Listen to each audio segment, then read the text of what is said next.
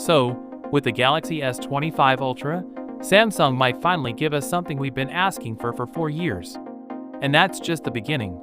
There are many more S25 Ultra changes to come. In addition, the S25 series has twice the Wi-Fi power share speed of the S24 series, which came before it. Now let's talk about colors. Leaked SIM card trays for the Galaxy S25 lineup show us what the phones will really look like. In addition to the Ultra, there is a black, blue, silver, and what looks like a gold shade. In line with earlier leaks, this shows that titanium will come in black, blue, silver, and gray.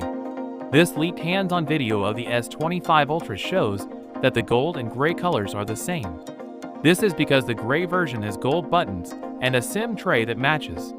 Ice Universe said that the main color of the S25 Ultra is blue this time, which could be the same blue as the Z Fold 6 navy blue. The Ultra's color choice seems a bit dull this time. It's not exactly something that will catch your eye. The S25 and S25 Plus, on the other hand, come in black, green, purple, blue, and white, which is nice. Good news for people who are thinking about getting the S25 or S25 Plus.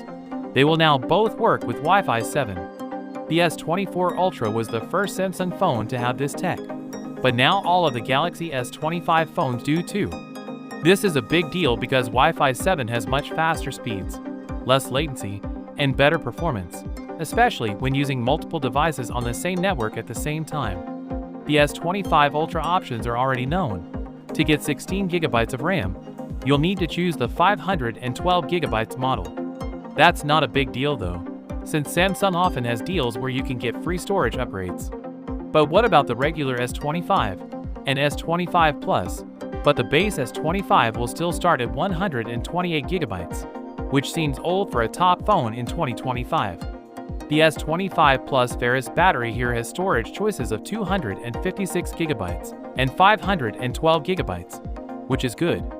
Now let's talk about the cameras.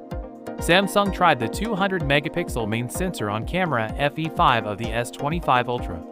This year, there haven't been any big changes to the main sensor, so it's pretty much the same as the one on the S24 Ultra. The only major change to the camera is that the ultra-wide lens now has 50 megapixels.